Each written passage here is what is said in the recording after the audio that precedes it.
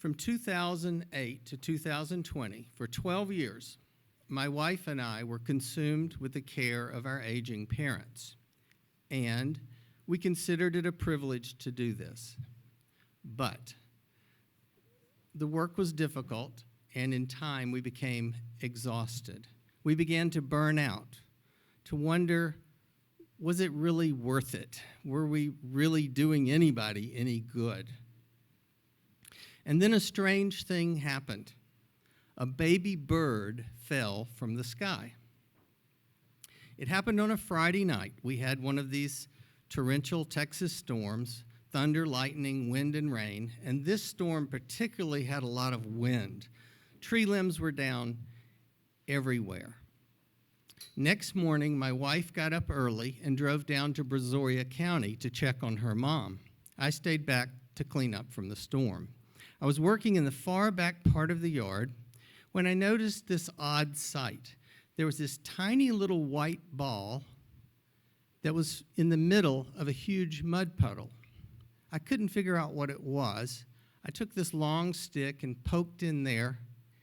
It was a baby bird, and a baby bird that had an unusual feature. One side of its head was bigger than the other.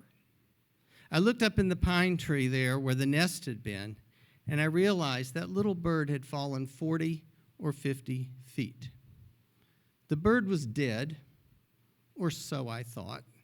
So I turned to go back to work. And that's when I heard this sound, beep, beep, beep. So here I am in the backyard fumbling for my beeper, and then it hit me. You haven't worn a beeper for 7 years. And then it also hit me, that little bird isn't as dead as I thought he was. Now, I had stuff to do, and I did not want to waste my day taking care of a stupid little bird, especially one that was going to die anyway. But I didn't think he should die here in this mud puddle.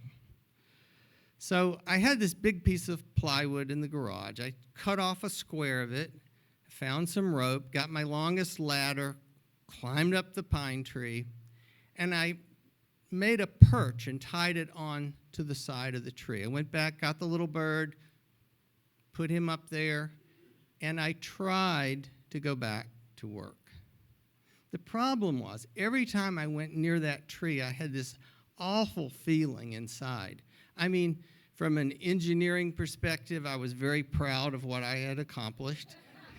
It was strong and straight and secure. But from an emotional perspective, that perch was just too hard and too flat. I had some hay in the shed, got a little bit of that. I had this little basket. I made a nest. Climbed back up there, put the little bird in the nest, climbed back down, found some stones and put them around the basket so it would be secure. That was better. And I really did go back to work. And I basically forgot about that little bird. Worked a few hours, went in and ate lunch. And while I was eating lunch, I started thinking about that bird again. And what I was focusing on was, I wonder if by any chance maybe its mama came back. I wonder if she's with him now, if she's taking care of him. So I poked my head into the backyard again. And unfortunately, I didn't see any sign of the mama bird. And what I did see alarmed me. The sky was turning black, and there was thunder in the distance. The storm was coming back. So back out there, back up the tree, I get the bird in the nest, and I bring him in the house.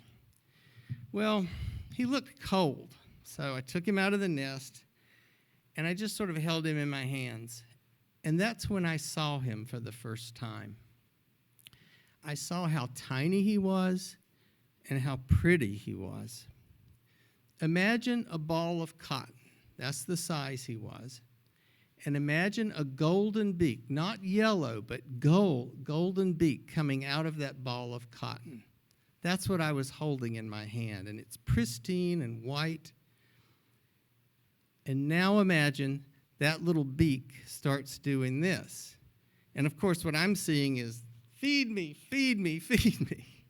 So now I've got the little bird in this hand, and with this hand I'm on my cell phone. What do you feed a baby bird? and I'm getting kind of frantic because he's really saying, feed me. And I learned there are two types of baby birds. Some are carnivores, and they will only eat worms and bugs. And then others are vegetarians, and they will only eat seeds. If you feed either one the wrong thing, you will make them really sick. And I didn't want to do that. So now I'm Googling pictures of birds, trying to figure out which kind I've got, but it was hopeless. This little bird was just way too small. But I didn't give up. I just kept searching and searching. I searched the entire World Wide Web. And an internet miracle took place.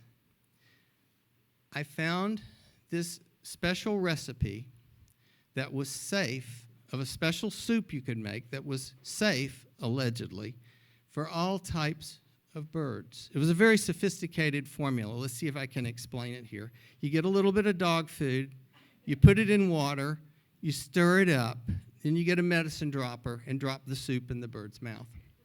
Now, to be honest, that information did not come from the world's leading ornithologist. It came from an 8-year-old boy on YouTube. And to be even more honest, I spent my entire career as a health scientist. And we don't generally recommend that you get your medical advice from 8-year-old boys on YouTube. But that was the only answer the internet gave me, so I took it. What was also embarrassing was how bad I was with the medicine dropper. That brown soup did not get in the bird's body. It was all over. And he was so ugly now. And so now I'm standing over the sink with some warm water, and I'm trying to clean him up. And then I'm startled by this loud noise. Boom! The door blew open, and in walks my wife. She wasn't supposed to be back for several more hours, but she said she heard the storm was coming back, and she didn't want to get caught out there. So I introduced her to Ralph. By this time, Ralph was his name, and I explained that he did not want to get caught out in that storm either. Unfortunately, by this time, Ralph wasn't doing a lot of peeping or chirping. He wasn't going to live much longer. He was getting weak. And the storm was upon us, too. So we decided it would be cozy just to go in the living room, sit together on the sofa, and we would just take turns holding Ralph until he died. And when we did that, something magical happened. I gave Ralph to my wife. Marcia, my wife, is not a touchy-feely person by any means. But she was sitting there holding that little bird.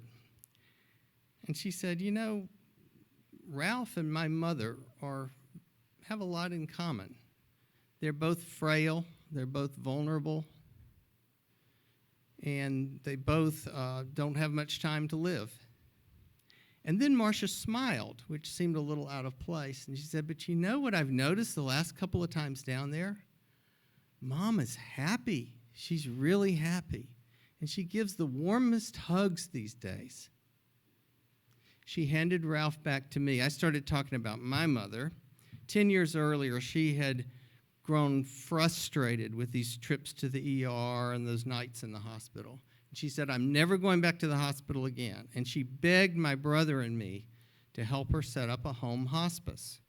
And we talked about how complicated that turned out to be and how utterly worth it.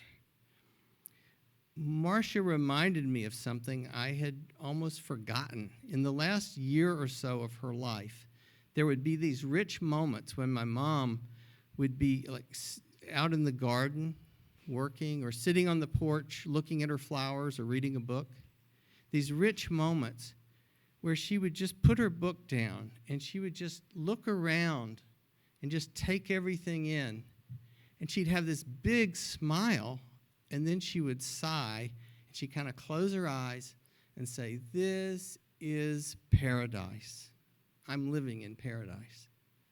I had almost forgotten about that. And then we started talking about Marcia's father, who, like my mother, insisted on dying at home, and how he did that quite literally when he stepped out onto the front porch, tripped, and hit his head and died. That was a painful memory, of course. But then we started talking about how much he loved being out on that porch and how much we loved being out there with him. He would sit out in his big Bucky's chair, and he would laugh and he would tell stories.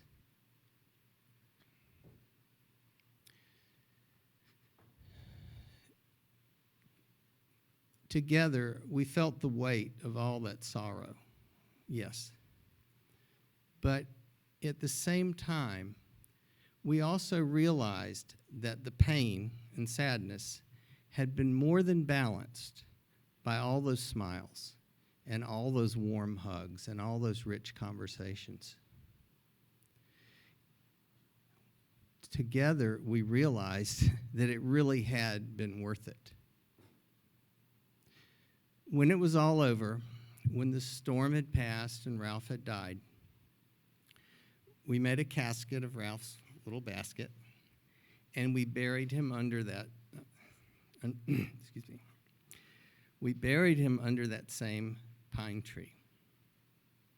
And every time we go back there, even to this day, we think of all that little bird accomplished in his short life. And we thank him for it. We thank him for rekindling our spirit. Thank you.